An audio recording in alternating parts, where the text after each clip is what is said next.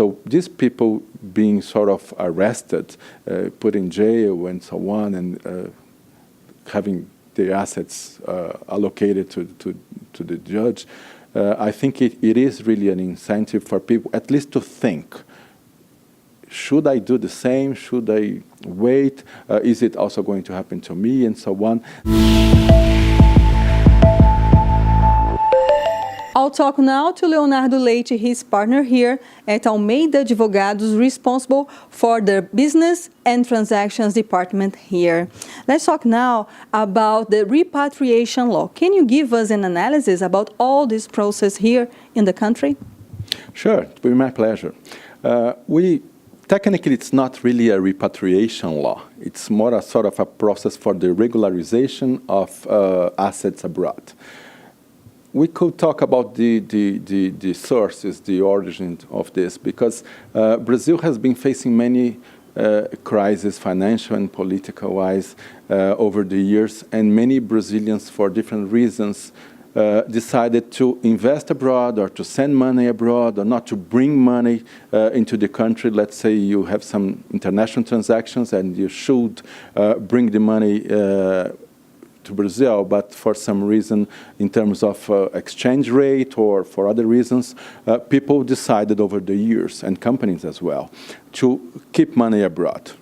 And in some cases, unfortunately, not really in a very legal way, meaning it was not disclosed. So we have, as a country, reasons to believe that many companies and many people over the years decided to keep money abroad.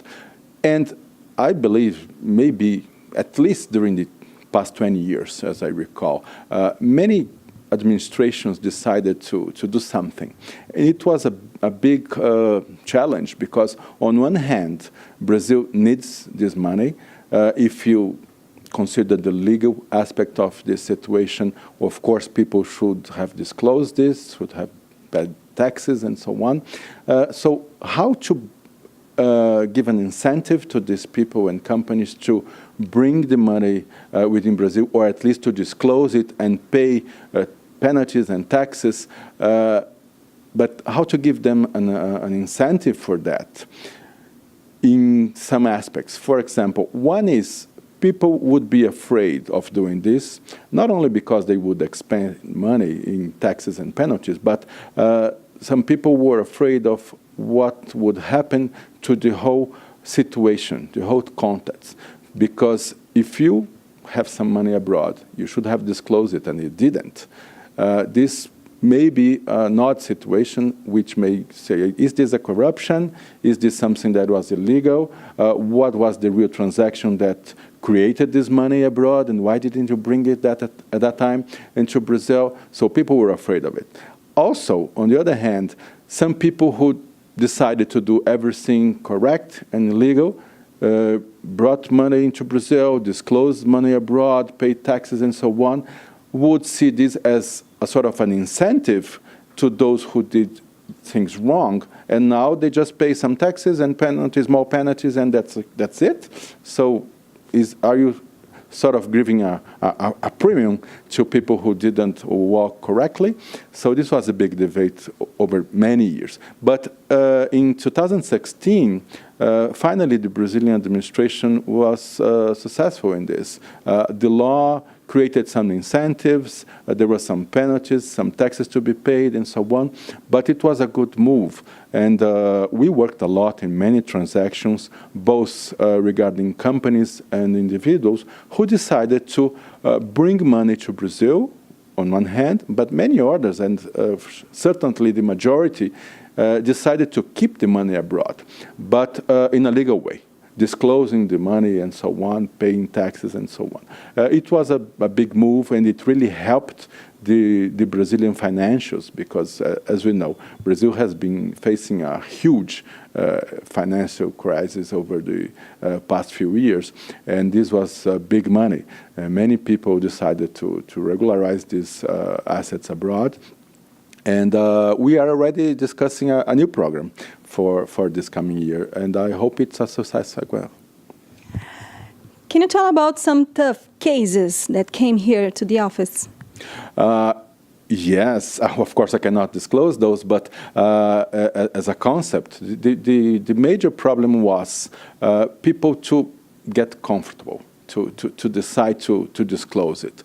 We had many people just asking, how does it work? Is it legal? Is it safe? What are going to be the pros and cons of following this program? And we had to evaluate what is the origin of the money. Where does it come from? Why did you decide not to bring it to Brazil? Why are you going to do it now? And it was really, really hard. I don't know the percentage, but a good portion of people just decided to keep money abroad for investments, or because they were not comfortable with Brazil. They could be more comfortable investing in European countries, for example, and this was not a problem. But those people and companies who had something wrong in their past, in their resume, let's say, they were afraid. And not everybody decided to bring money to Brazil, and also not everybody decided to disclose. So we had some complex cases. But as a whole, I think it was a good move. Also, in terms of image, not only Brazil, many countries are discussing this. Even Swiss, the whole secrecy behind the investment in Switzerland is being challenged and it's changed. Also, the concept of this paradise for investment has been changing. And Brazil, unfortunately, has a very bad image nowadays. I think this whole compliance move in Brazil and people trying to be more honest, also this car wash operation, it's really some big move in Brazil, and people, of course we're not over yet, there's still a lot to be done, but we have been seeing people going to jail, people losing assets, some important governors and some politicians, some businessmen, as the one you mentioned. So these people being sort of arrested, put in jail and so on, and having their assets allocated to the judge, I think it is really an incentive for people at least to think, should I do the same? Should I wait? Is it also going to happen to me? And so on. Then we have to see as lawyers, each situation has to be really scrutinized to understand what is behind it. Because in some cases, of course, you have to follow the law.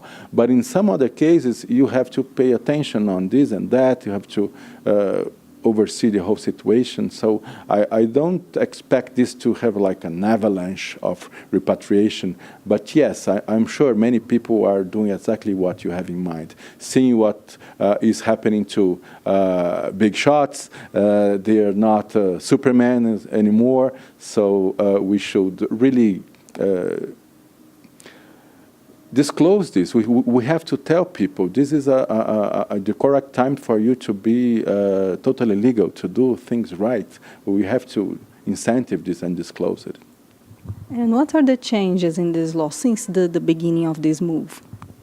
Well, it's not ready, yes, we don't know, but I believe it's going to be more expensive because you may know the big program for regularization of taxes. We call it refees. Some years ago, the administration at that time decided to create this program, which is a sort of a second chance for people to pay taxes.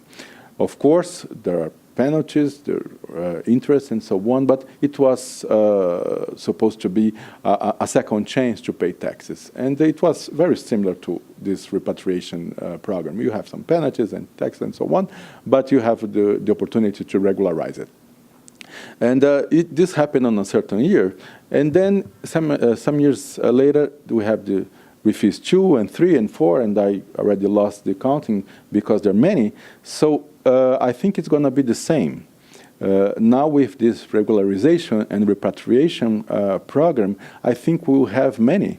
We had in 2016 the first one, but maybe in 17 we have the second, and some years later we will have the third, and so on. I think it's good, but thinking as a country, you cannot give this sort of comfort to people that if they don't do it this time, it will have a third or fourth change some years later. You have to give an incentive to people to do things right now.